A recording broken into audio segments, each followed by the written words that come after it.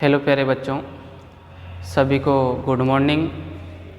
आज आपके लिए लेकर आए हैं 11th फिजिक्स का लेक्चर 3। इसमें बात करेंगे अपन प्रकृति के मूल बल। प्रकृति के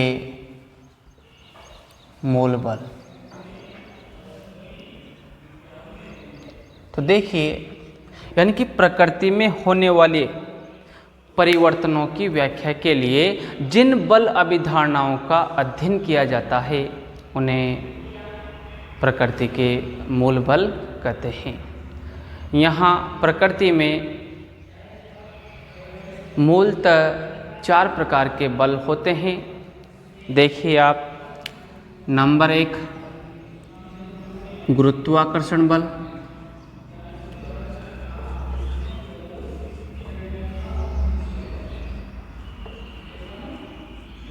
गुरुत्वाकर्षण बल यानी कि ग्रेविटेशनल फोर्स, इसको रिप्रेजेंट करते हैं Fg। किससे रिप्रेजेंट करते हैं इसे? Fg से रिप्रेजेंट करते हैं। नंबर 2 है विद्युत चुंबकीय बल। विद्युत चुंबकीय बल,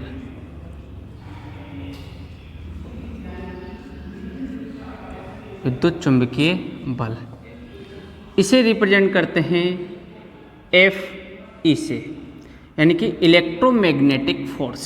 विद्युत चुंबकीय बल यानी कि इलेक्ट्रोमैग्नेटिक फोर्स। और नंबर 3 है दुर्बल बल। दुर्बल बल, इसको बोलते हैं वीक फोर्स। इसे रिप्रेजेंट करते हैं Fw, वीक फोर्स यानी कि Fw। फिर उसके बाद में बात करते हैं नंबर 4 नाभिकीय बल। नाभिकीय बल, इसे रिप्रेजेंट करते हैं Fn यानी कि न्यूक्लियर फोर्स। तो इसे रिप्रेजेंट करते हैं अपन Fn। तो देखिए आप, यहाँ पर प्रकृति में मूलतः 4 प्रकार के बल हैं: गुरुत्वाकर्षण बल, विद्युत चुंबकीय बल, दुर्बल बल और नाभिकीय बल। तो सबसे पहले अपन बात करते हैं गुरुत्वाकर्षण बल। तो देखिए आप, यहाँ पर गुरुत्वाकर्षण बल क्या होता है? नंबर 1, यानी कि प्रकृति में प्रत्येक पिंड उसके निकटतम पिंड को अपनी ओर आकर्षित करता है। प्रकृति में प्रत्येक पिंड उसके निकटतम अन्य पिंड को अपनी ओर आकर्षित करता है तथा आकर्षण स्वरूप जो बल लगता है उसे गुरुत्वाकर्षण बल कहते हैं, और इसे गुरुत्वाकर्षण का नियम कहते हैं। इसे किस नियम के नाम से जाना जाता है? गुरुत्वाकर्षण के नियम के नाम से जाना जाता है। तो ये देखिए आप, यानी कि प्रकृति में प्रत्येक पिंड उसके निकटतम अन्य पिंड को अपनी ओर आकर्षित करता है, और आकर्षण स्वरूप जो बल लगता है उसे किस नाम से जानते हैं? गुरुत्वाकर्षण बल के नाम से। तो देखिए आप यहाँ पर, यानी कि ये m1 और m2 द्रव्यमान के 2 पिंड, इसका द्रव्यमान है m1 और इसका द्रव्यमान है m2।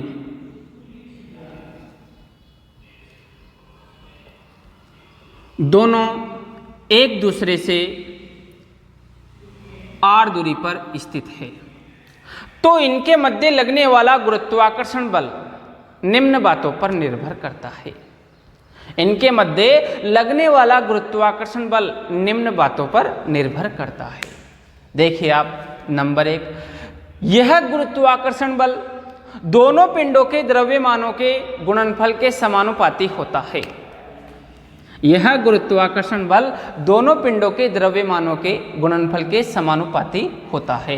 यानी कि आप लिखोगे यहाँ पर आप G प्रोपोर्शनल m1 m2, यानी कि समीकरण नंबर 1।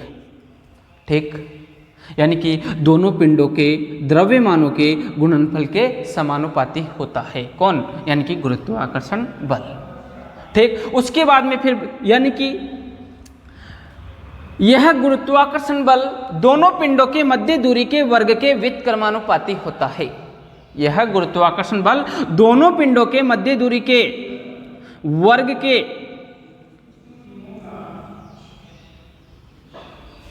यह गुरुत्वाकर्षण बल दोनों पिंडों के मध्य दूरी के वर्ग के व्युत्क्रमानुपाती होता है, यानी कि Fg प्रोपोर्शनल 1/r², यानी कि समीकरण नंबर 2।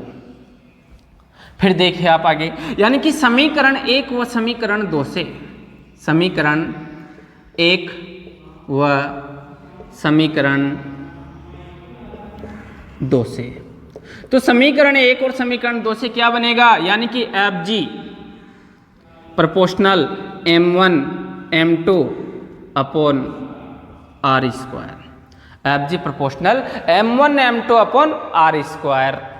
ये भी इसके प्रोपोर्शनल है, ये भी इसके प्रोपोर्शनल है, तो इनको कैसे लिख सकते हैं, यानी कि Fg proportional m1 m2 upon r²।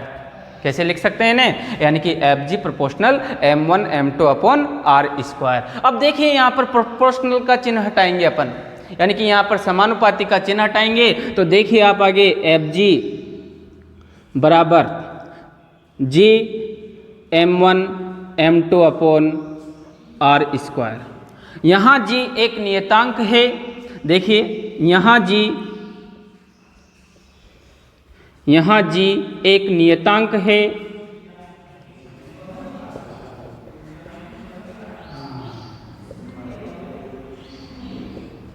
जिसे सार्वत्रिक गुरुत्वीय नियतांक कहते हैं, जिसे सार्वत्रिक गुरुत्वीय नियतांक कहते हैं। इसका मान g बराबर 6.67 into 10⁻⁻11 newton into metre square बटा kg स्क्वायर होता है। इसका मान देखिए आप, g बराबर कितना होता है, 6.67 into 10⁻⁻11 newton into metre square बटा kg स्क्वायर होता है। फिर देखिए, यानी कि ये एक दीर्घप्रासी बल है, ये जो गुरुत्वाकर्षण बल होता है ये एक दीर्घप्रासी बल है, यानी कि ये अनंत दूरी तक कार्य करता है।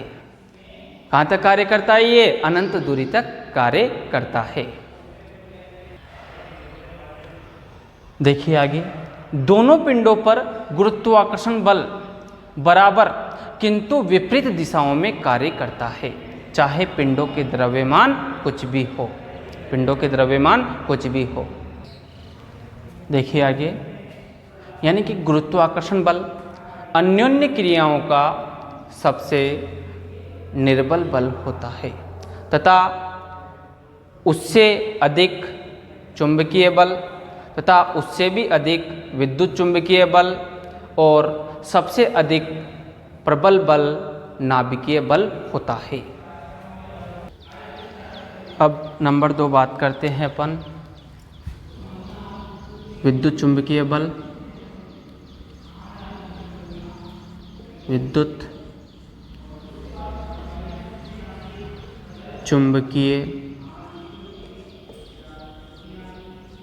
बल, इलेक्ट्रोमैग्नेटिक फोर्स, इसको रिप्रेजेंट करते हैं Fe। तो देखिए आप, यानी कि ये बल, यानी कि दो गतिमान या स्थिर आवेशित कणों के मध्य लगने वाला बल, यानी कि दो गतिमान या स्थिर आवेशित कणों के मध्य लगने वाला बल विद्युत चुंबकीय बल कहलाता है। तो देखिए यहाँ पर अपन दो स्थिर आवेशित कणों के बारे में बात करेंगे अपन यहाँ पर। तो देखिए आप, ये दो आवेशित कण हैं Q1 और Q2।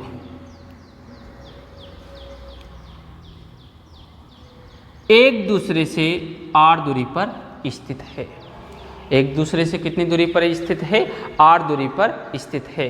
तो इनके मध्य लगने वाला विद्युत चुंबकीय बल, इनके मध्य लगने वाला विद्युत चुंबकीय बल निम्न बातों पर निर्भर करता है। देखिए, यानी कि यहाँ पर ये जो विद्युत चुंबकीय बल है ये दोनों आवेशों के परिमाणों के गुणनफल के समानुपाती होता है।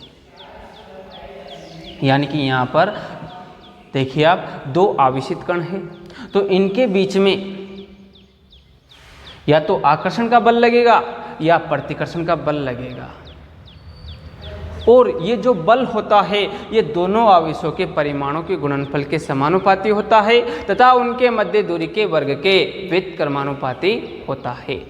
ये बल दोनों आवेशों को मिलाने वाली रेखा के अनुदिश कार्य करता है। ये बल दोनों आवेशों को मिलाने वाली रेखा के अनुदिश कार्य करता है। ये बल माध्यम एवं निर्वात दोनों में भी कार्य करता है। और देखिए आप, यानी कि दो स्थिर बिंदुवत आवेशों के मध्य कार्य करने वाले आकर्षण या प्रतिकर्षण बल को कूलाम बल के नाम से भी जाना जाता है, यानी कि कूलाम के नियम के नाम से जाना जाता है। तो देखिए आप चित्रानुसार Q1 व Q2 दो आवेशित कण एक दूसरे से r दूरी पर स्थित है, तो इनके मध्य लगने वाला विद्युत चुंबकीय बल दोनों आवेशों के परिमाणों के गुणनफल के समानुपाती तथा उनके मध्य दूरी के वर्ग के व्युत्क्रमानुपाती होता है। देखिए आप, ये बल दोनों आवेशों को मिलाने वाली रेखा के अनुदिश कार्य करता है। ये बल माध्यम एवं निर्वात दोनों में भी कार्य करता है। तो देखिए समीकरण 1 और समीकरण 2 से, समीकरण 1 व समीकरण 2 से, यानी कि F E proportional Q1 Q2 upon R square, यानी कि एफ ई बराबर के Q1 Q2 upon R square. यहाँ के एक नियतांक है जिसका मान निर्वात के लिए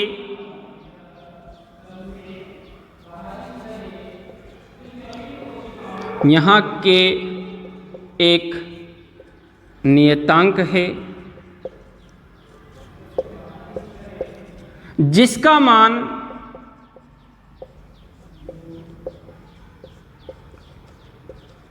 निर्वात के लिए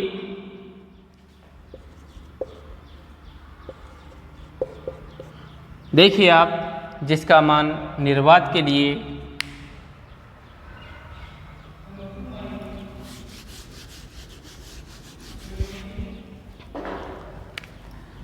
के बराबर 1/4 पाई एप्सिलॉन नॉट बराबर 9 इंटू 10 की घात 9 न्यूटन इंटू मीटर स्क्वायर बटा कूलाम स्क्वायर होता है।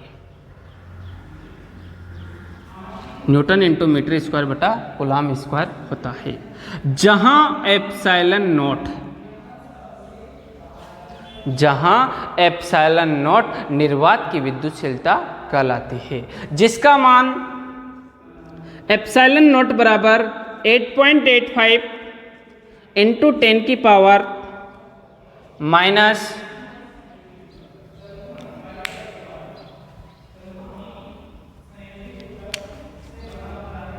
देखिए आप यहाँ पर, यहाँ एप्सिलॉन नॉट निर्वात की विद्युतशीलता है जिसका मान 8.85 इंटू 10 की पावर माइनस 12 कूलाम स्क्वायर बटा न्यूटन इंटू मीटर स्क्वायर होता है, तथा माध्यम के लिए